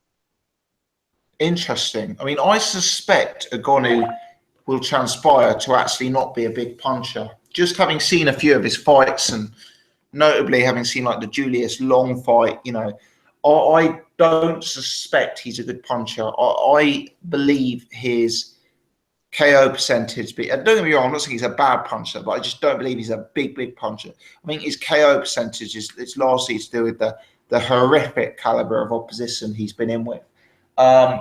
So I suspect a guy like Dominic Brazelle, I mean, assuming he hasn't, you know, completely collapsed since that Joshua fight, and assuming that he hasn't had it beaten out of him by Joshua, Brazelle's appeared to be a durable guy. So I suspect this fight will actually go the distance. The only way is if I see Brazelle being, you know, dominate. Sorry, if Ugono's dominating a fight and he's 8 or 9 rounds up, you know, maybe the referee will step in or something like that. But yeah, I'm probably inclined to go more Izzy on points. And even though I don't rate Brazelle, I think Brazelle will have some success, because I just think this is a massive step up for Ugono. And I think when you see a step up this massive, potentially that creates a few rounds to adjust, is my perspective. I mean, I think Brazelle will be durable for a bit. I think it will go rounds. But I mean, Brazelle kind of like, I know Joshua beat him into kind of wilting, but he did wilt a little bit, and he's not in the best shape, Brazelle. And if he's not, I mean, he wasn't in the greatest of shape for the Joshua fight, and you would imagine a world title shot against Anthony Joshua, one of the most you know, popular up and coming fighters in the world. You would imagine if he was going to get up for any fight, it'd be that one. So you would imagine he's not going to be in any better shape or any sort of like, do you know what I mean? So I just think Brazelle is there. He is durable, but I just think he can be worn down, and I would expect I think Ugono will probably stop him. I also agree. I don't think he's a huge puncher, but I think he is a fit guy. He's a big guy, and I think he might just stop him with accumulation because I think Brazille would just get worn down. So that's how I see it going. Absolutely. I think it's an interesting fight to watch because if Ugono really puts on a show, he becomes an interesting fighter in the heavyweight division at the minute. But no, I appreciate that, Paul. Let's throw it back over to Iris. Tom, Iris, if you wanted to give us the odds, mate, that you were talking about, and also if you want to talk Izu Brazelle. But before you do that, was it popcorn or crisps tonight? It was popcorn, yeah. Unsalted. I'm the healthy option. There you go. Sorry about that. I was munching away like a no worries at all, a horse in a nose bag. I forgot to hit mute. I was looking at odds checker. They were giving me odds of 12-1 on Wilder knocking out Washington, which would turned out to be a mistake on the site. But I was looking to see if I could get money on that. But I think Rigo will beat either of these two heavyweights at the weekend. You think what, sir? I think Rigo will beat either of them. What, Wilder and Washington? No, the other two, Ugono and Brazille. I think bigger meals than Rigo, mate. I think Wilder would be. I think Wilder would have too much for Rigo, though. Yeah, don't know. It's just one of those fights. You don't know what the hell. Ugono is 4-9. That seems like a crazy price for a fellow who's never fought anybody. But the money must be with him. But we also got the Jared Hurd Tony Harrison fight. Anybody? Yeah, I'm going to admit that's a fight that I would usually hand over to Jet because I know that's one that he'd be very clued up on. I believe that's because Charlo has vacated the belt and stepped up to light middleweight. But I'm going to be completely frank and say that I've seen both guys, but I've seen nothing more than bits and pieces of them, and I couldn't really talk through it in any detail, I'm afraid. I'm the same. I haven't seen either of them, I don't think. I've seen Harrison, but not Hurd, and just like UBG, I haven't seen enough of either of them of Harrison even to talk with any authority. So no, nothing from me, I'm afraid. Cool. Have you seen Izu Ugono box before, Tom? I've just seen like a couple of knockouts or whatever. But I mean, was he the one that was fighting a welterweight? Yeah. When you're actually fighting a welterweight, how can you judge anything like so? This is obviously a very, very big step up for him. But we'll see. Be interesting to see how it goes. Okay. Looking at some of the other action this week, we've got the Sky Bill that we'll come to later on. But before we do that, Tom, there's actually two cards on Friday night. One of them is the Frank Warren card at York Hall, which features Boy Jones Jr. in a Southern Area title fight and Harley Ben making his debut. Internationally, we also have a fight that's really gone under the radar, and I actually think it's a pretty good fight. Eleider Alvarez versus Lucien Boutte. So Tom, perhaps let's start with the York Hall card. Boy Jones Jr., is he a fighter you rate?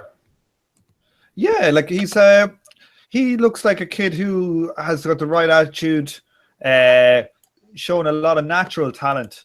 He's very big for the weight. He's only Southern Area level, but he's come from basically the white collar boxing. And to be honest with you, when I saw him fighting, I presumed he was like an amateur standout type. So he's obviously got a lot of a natural ability. So, we'll see. He's got the ability to go British level and above. You never know with a guy like that. He could surprise people and go up. And he posts out very inspiring stuff on Twitter, pictures of dogs and animals in general, a lot of animals, and the odd scientific fact. So, I'm a big fan.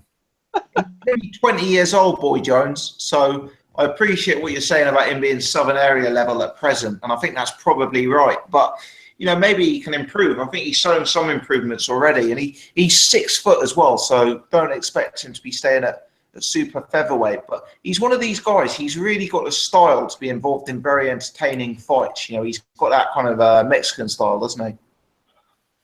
He does, the Mexican style, and I think he's shown a lot of improvements. When I first saw him coming on the scene, I was like, "Oh, this is just one of those Georgie Keane that Frank Warren manages to get to sell a few thousand tickets for him."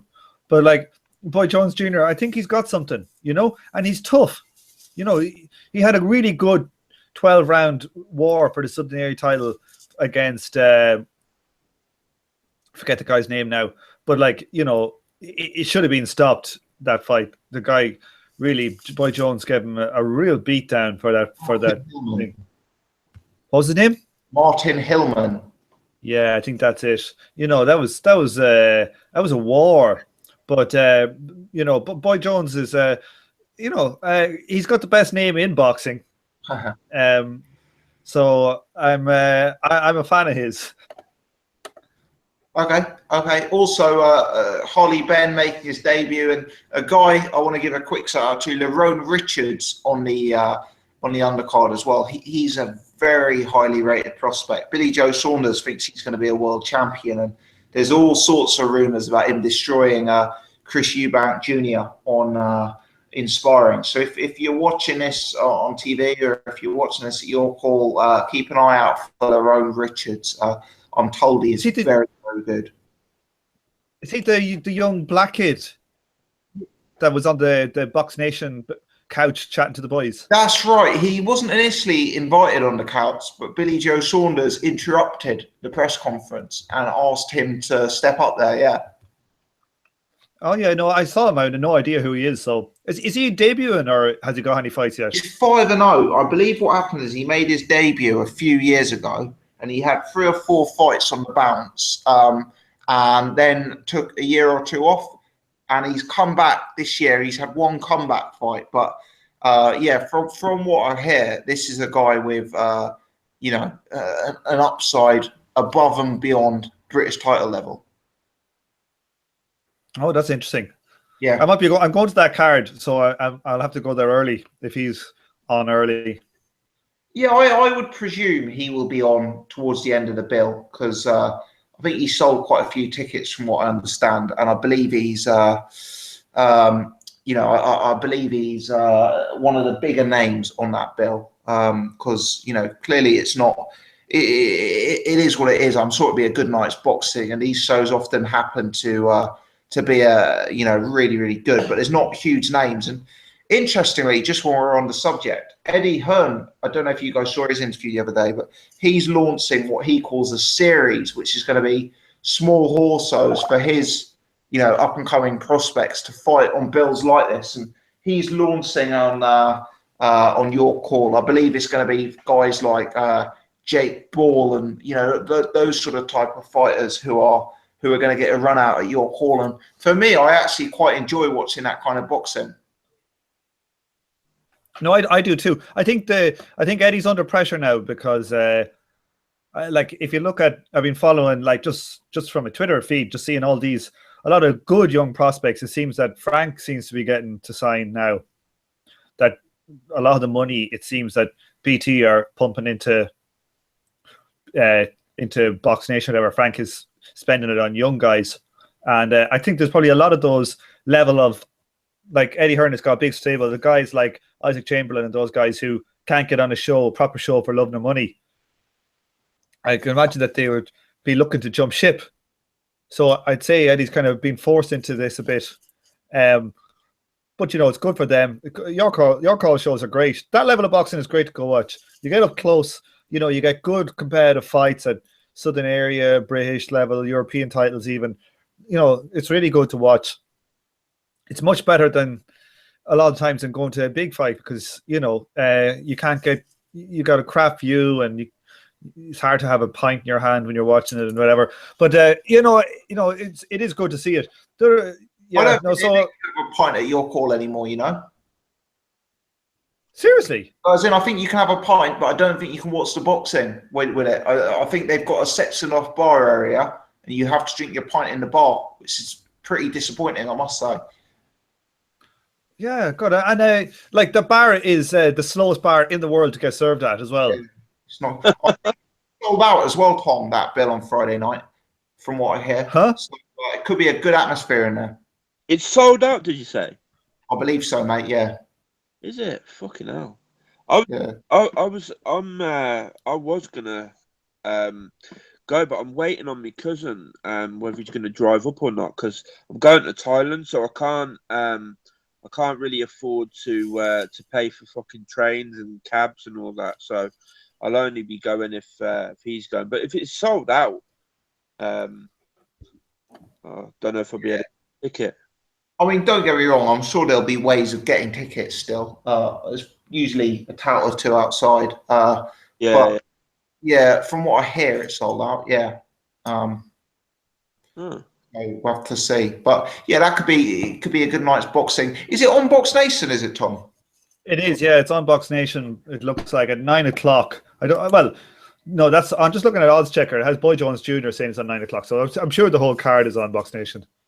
Fantastic. Well, if I can sneak out from work, I will endeavour to watch that live on Box Nation then. Tom, Eleider Alvarez versus Lucien Boutte, more Friday night boxing. I believe in Canada, this particular one. I've covered Eleider Alvarez a few times on this channel, actually. Just for people watching who are interested, the Box Nation build starts at 7 o'clock on Box Nation. But, that's a fight for me that's actually quite an interesting fight. I know Boutte's had some scandal recently, but he's actually put in some fairly decent performances against the likes of Badou Jack and James DeGale, admittedly at super middleweight rather than light heavyweight. But Boutte Alvarez, is that a fight you'll have one eye on, Tom? I haven't seen Alvarez already. Okay. And I know you've mentioned him before and all that, but I haven't seen him. And Boutte is a drug cheat, so if there's a lot of boxing on the weekend, it'll probably be one of the ones I won't watch. Fair enough. Okay. Paul, what about you? Have you seen Eleider Alvarez in the past, and how do you think he'll match up with Boutte? Yeah, I've seen him. He's going to be the bigger man. I think Boutte will probably be a bit taller, but frame-wise, Alvarez is a lump. I don't know if he's great though. Looks a bit clumsy for me. An interesting fight, but yeah, I mean, I'm also one of them people that kind of like. How long ago was it Boutte got done for cheating? Like, it's not long ago, is it? Recently, I would suggest. Is it a year ago? I doubt it's even that long ago. Like, I don't know. This just leaves a bad taste in my mouth. That kind of thing, like if you're actually caught for steroids, being in the ring, like a few months later, just is wrong in my book. It's like the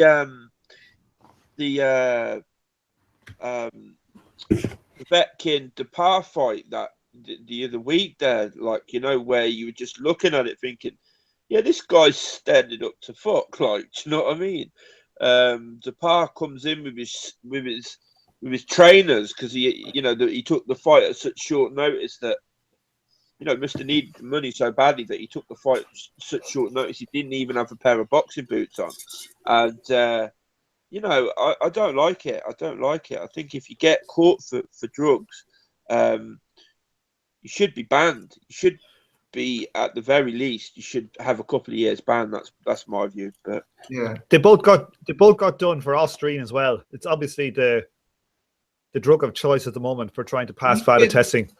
When you say they both got done, who's both? Boutte and Povetkin. Boutte and I see what you mean. Yeah. It's they both got done for Austrian. What's going on these days? I mean, so many fighters fail these drug tests now that it's kind of hard to keep tabs on everything, and there's just no consistency or publicity You know, you hear that someone's failed a test, and then it just kind of goes away. I mean, I'm unaware that Butte's been banned. I'm unaware that he's now banned. You know, it almost kind of seems that he's like, you know, he's just let it die down for a few months and then just got straight back into a comeback fight. It's kind of bizarre, isn't it? Yeah, they just the carpet, don't they? It's not good for the sport to have it in the headlines all the time. So I think they just think there's a lot of envelopes getting passed about these days. For my, you know, but you know as well that, like, you know, he got done in when he was fighting in America, and now he's fighting back in Canada. Did they have like cross-border agreements? You know, one was with the WBC. Does that apply to the Canadian board? You wonder what all of these, how the actual legality of all this thing works. He came up with a bullshit excuse that he was eating this supplement or taking these pills, and that there was trace elements of ostarine in it or something. But you know, Memo is his coach. We all know Memo's history of doping. Yeah, I mean, it's always something like that, isn't it? Taking this or eating this steak, or, you know, the dog got drink by my cousin who put something in it or whatever. It's always a load of bullshit. It's like, it's a good point you make, Tom, about like these sort of things. Like Spence recently, he got dropped from the WBC rankings for refusing to enroll in Nevada. Like these sort of stories, like Tyson, what's going on with Tyson Fury at the minute? What's happened with that test? What's the, you know, there was the hearing that was postponed, and that just like don't hear anything about any of it whatsoever. It's just bizarre. Yeah, the dog ate my homework. You're exactly right. I mean, it's one of these things with Tyson Fury that's not going to go away because he's kind of too big a name, and there's too much people who, you know, are fascinated to find out what's gone on there, that it won't go away. But, you know, Hughie Fury, let's not forget, Hughie Fury was involved in those allegations as well. Yeah. And Hughie Fury is supposedly fighting for the heavyweight world title on April the 1st, which is 5 or 6 weeks away. And we've literally heard nothing.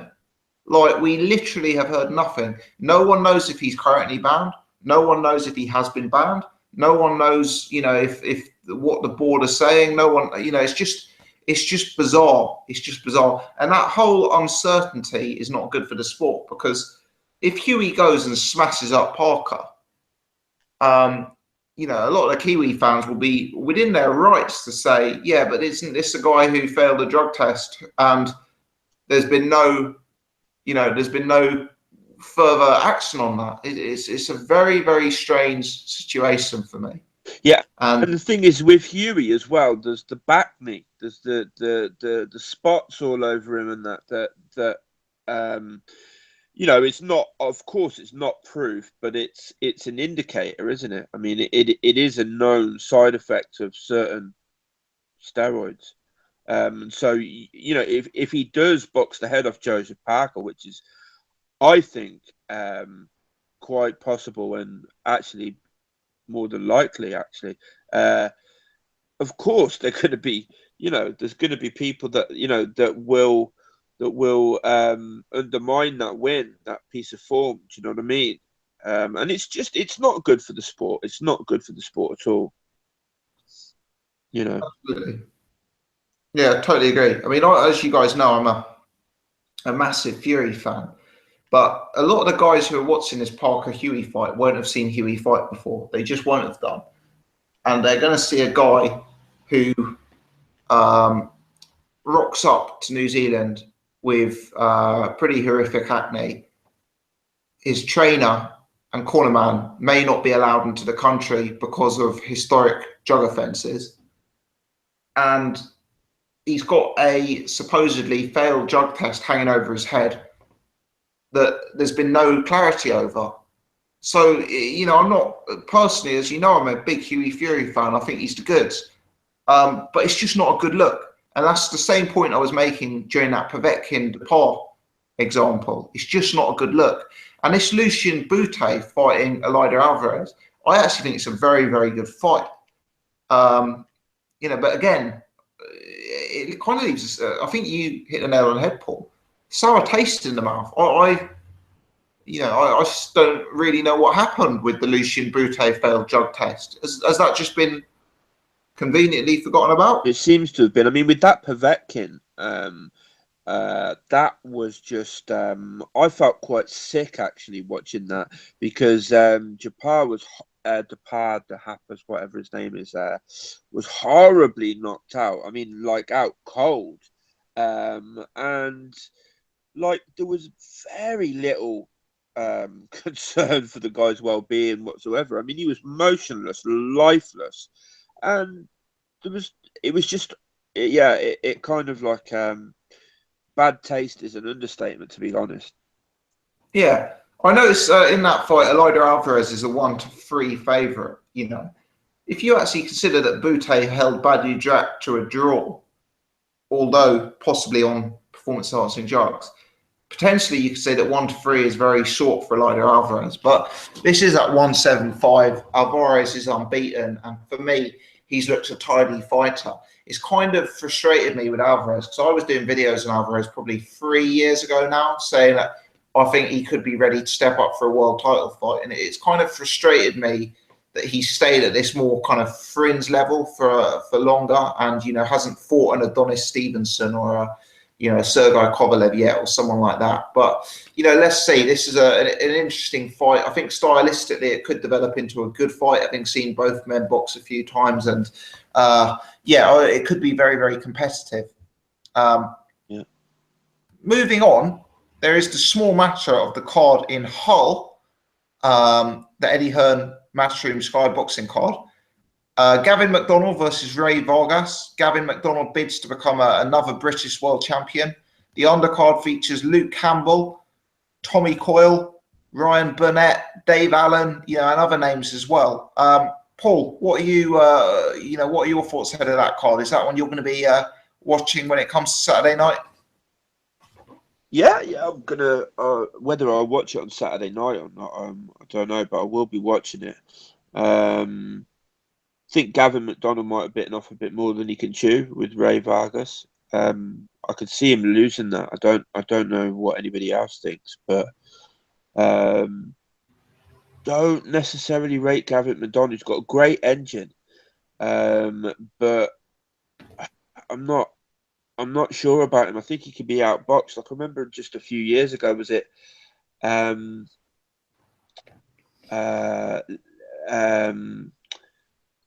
is it Lee Wood? Yeah, you're right.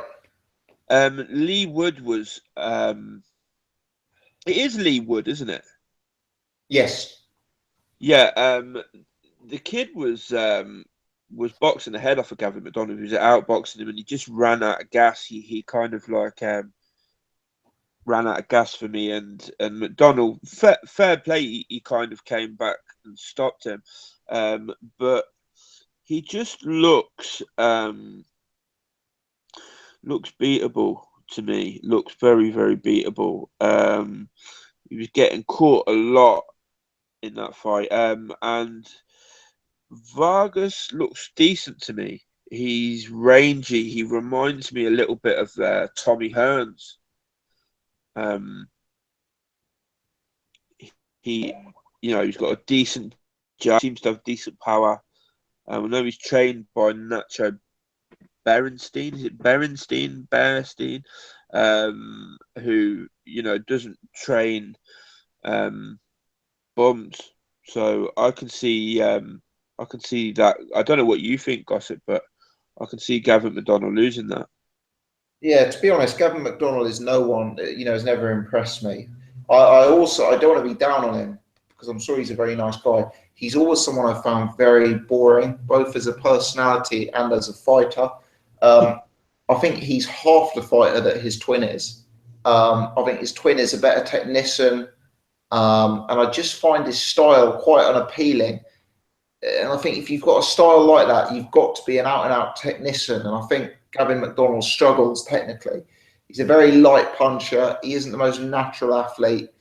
I've always kind of struggled to enjoy his fights. Now, Vargas, I haven't seen a lot of. I've seen bits and pieces of him, but, I don't think it's going to take a truly elite fighter to beat Gavin McDonnell. And a lot of people who I speak to who know about boxing are telling me that this Vargas is actually a very, very good fighter. So based on pure instinct, as opposed to actually having sat down and watched the tapes on this, I'm picking Vargas for the win, really, mate. Yeah, me too, mate. Can you just read out the undercard as well, the rest of that card? Yeah, I've got. Bear with me for 1 second, because I've got the list of the A sides, if you like, or the home fighters. But let me just pull up I'm just going on BoxRec now, and I'm going to pull up the list of the full opponents. Here we go. So Gavin McDonnell takes on Ray Vargas for the vacant WBC World Super Bantamweight title. Vargas is 28-0, by the way. Luke Campbell, 15-1 versus Jairo Lopez, 21-6. Spoke to Jet about this fight, and he told me that Campbell should make very, very light work of Lopez. Tommy Coyle, 22-4, takes on Rakeem Noble, 11-1. Rakeem Noble steps up as a late replacement after Kofi Yates is ruled out. Ryan Burnett, 15-0, is fighting someone with a losing record. Jacob Woolley, 8-0, is fighting someone with a losing record. Dex Spellman, 10-0, is fighting someone with a losing record. Dave Allen, 9-2, is fighting Lucas Razewicz, who also has a losing record and I believe is formerly a cruiserweight. Connor Seymour, who's 7-0 with 2 draws, is fighting a journeyman. Who's 4-1, is facing James Carney, who's 4-1 with 2 draws. So, yeah, some names on the undercard there: Dave Allen, Ryan Burnett, Tommy Coyle, Luke Campbell. Any of those guys you're particularly following, Paul? It'd be nice to see Luke Campbell, but who's he fighting? The guy called Jairo something? Jairo Lopez, yeah. Let's have a closer inspection of him. So he's 21-6. He's got a good nickname. His nickname's the Doberman. He's 45th lightweight in the world, according to BoxRec, and the 7th best lightweight in Mexico. 6 losses, 2 KO losses. I'm just having a look to see if he's fought anyone of huge note. It doesn't appear instantly that he's really been in with names that we'd be familiar with, mate. I just can't get past the fact that his first name's Jairo. Yeah, that's that just means he's got to lose for my money. Just for that. Yeah, not really sort of like super excited for any of the rest of Ryan Burnett. I like, but not super excited for really any of the rest of those, to be honest. Okay, and just to flag, I heard this. I can see some of the guys in the chat are talking about this, and I've actually heard this elsewhere, so I believe it to be the case. Eddie Hearn and Sky are putting some of those fights on Facebook Live. I believe like the early portion of the card, potentially including Dave Allen. So if you're someone who doesn't pay the Sky subscription, yeah, be sure to check it out on Facebook. You should have 3 or 4 fights of free boxing, I would assume. Tom, let's bring yourself in. Have you seen Jairo Lopez? Have you seen Ray Vargas? Have you seen Rakeem Noble? Are you up to date, perhaps more so than myself, with some of these opponents, mate? Not really, no. I did a bit of a look on YouTube of your man that is fighting McDonnell, Ray Vargas, and he's got a good record, and Gavin McDonnell is not up to much, so I think unless Eddie the Envelope has got his cash out, I think that's quite an easy win for Ray Vargas, to be honest. I think I got 1.53 on Betfair. I think that's pretty good value, to be honest. Luke Campbell fighting. I never heard of Jairo Lopez. Yeah, the Tommy Coyle replacement. I was listening to the New Age Boxing podcast. I don't know if anybody listens to that one, but one of the guys on it was talking about your man Raheem Noble, and he was saying that he's actually really quite decent, and that he might be worth having a punt on. Okay. Yeah. So I don't know if anybody else has seen him. I haven't seen him, but he's 11-1. I think he's that's the fella I'm thinking of. Who's he fighting? Coyle. That's yeah. Good fight. Yeah. No, I haven't seen him either. Raheem Noble. No, I haven't. No, I've heard the name, but Copend has put in the chat. It's not on pay-per-view, is it? If he could, he would, lads. If he could, he would. Yeah. I'll tell you what. I'm less critical. He's Southern Area lightweight champion. That's who he's fighting. Yeah, the day Gavin McDonnell is headlining pay-per-view is the day that I give up. I give up boxing. I think. The only way I'd pay pay-per-view to watch Gavin McDonnell fight is if he was fighting Jamie McDonnell over the family Christmas dinner or something, I think. Yeah. But there you go. Perfect. So, Tom, any thoughts on any of the other fights on that bill or this weekend, mate? No, not really. There's a lot of boxing on this weekend. And there's also your man Beville is fighting tomorrow night. Yeah. Dimitri Beville. Your man Beville. Beville. Who? Dimitri Beville. Beville. I don't think I've ever heard of him. Dimitri Beville. Paul, have you heard of him? No. He's like a light, I think, is he light heavyweight prospect? BIWOL. BIW. Not Beta Beef. What? You sure? Am I Beef? Am I losing? BIVOL. Sorry. Beaver. I've never heard of him, Tom. No. Is he highly regarded, is he? Yeah, I think he's with Freddie Roach, I think. He's 8-0. He's having a step-up fight. I think he fought a lot in the World Series of Boxing as well. Cool. He's a Russian guy, and he's fighting Robert Berridge. Oh, guys, I'm just getting a call on my mobile from Jet. Hello, Jet. Oh, you've been watching B-Vol since the amateurs, have you? Okay, cheers, Jet. Thanks. Shout out to Jet. Yeah, Jet says he's good. Jet says he's good. Yeah. He's fighting. The guy he's fighting lost against Elider Alvarez in a UD. You should know him, Paul, or Tom as well. Robert Berridge. Yeah. Well, I might have seen the Alvarez Berridge fight actually. Yeah. So this guy is in his ninth fight. He's fighting him. He's 8-0 with 6 KOs, and he's a very heavy favorite for that fight. He's 1-11 on for that fight. This is the weirdest thing about Irish Tom is you throw him the meatiest topics that you spend weeks preparing. Khan versus Pacquiao. Irish, give us your take. Can't get a word out of him. But when he hears B-Vol is on the card on Friday night. Thursday night. Let's get it straight. B-Vol, Thursday night boxing. Thursday night, eh? Yeah. Jet took B-Vol on the pads, I believe. He knows him well. Oh, dear. Seriously, imagine I'm out. We needed to replace Jet. He is in prison. He shouldn't have been going near those underage boys. But he sent me his folders of all his prospects, so I'm studying up on them, boys. Oh, good. There we go. Cool. Well, is that libelous? Is that libelous? What I said? What, to Jet? I'm joking. Very, very possibly, Tom, but that doesn't usually stop you. So there we go. But let's we've come to the end of our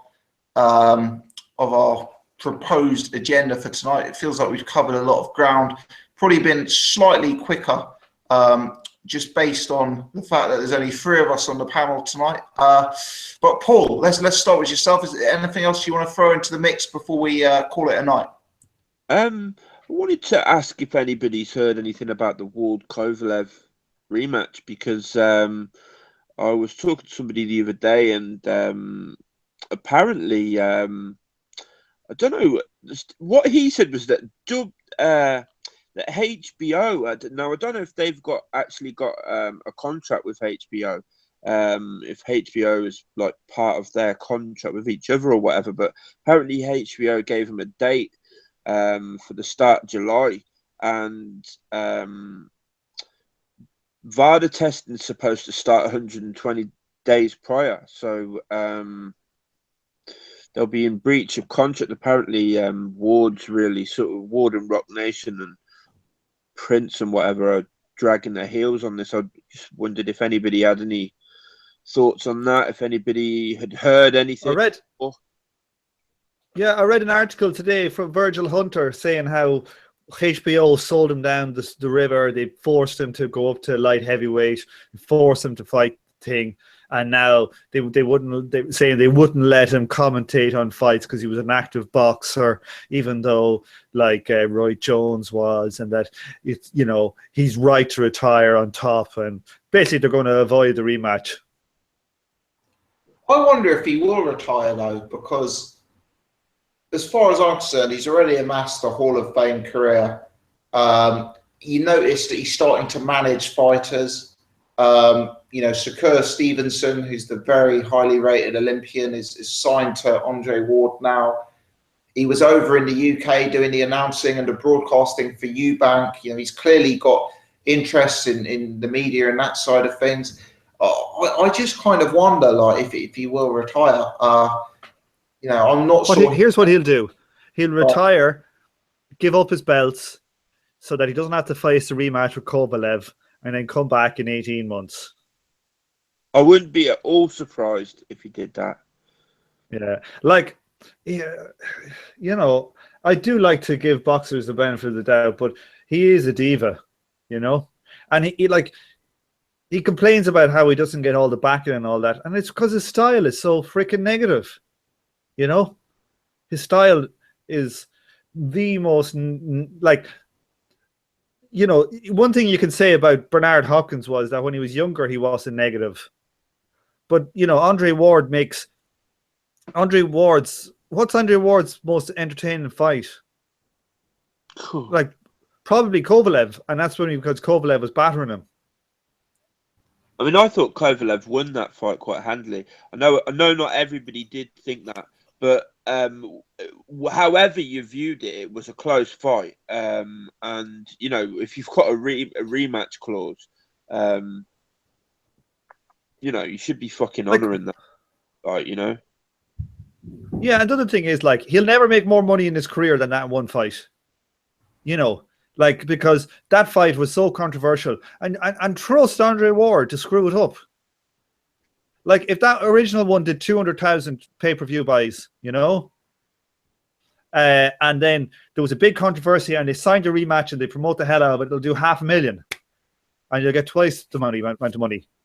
Yeah, but he wanted, because he knows that this is what I think, if that fight was to happen, Kovalev would absolutely know he'd need to knock him out, and he wouldn't take his foot off the gas like he did last time. I think Kovalev would just smash him up this time. Well, when Kovalev left that fight in the ring, Kovalev left that fight in the ring. As in, Kovalev should have won the fight. Even I think I'm saying with the same level of fitness and everything, just if he pushed it more, he definitely would have won that fight. Yeah. But just trust Andre Ward, But look, we got some good fights coming up, and we some good entertaining fighters coming up. So and we got Hughie Fury to give purists like me some fun.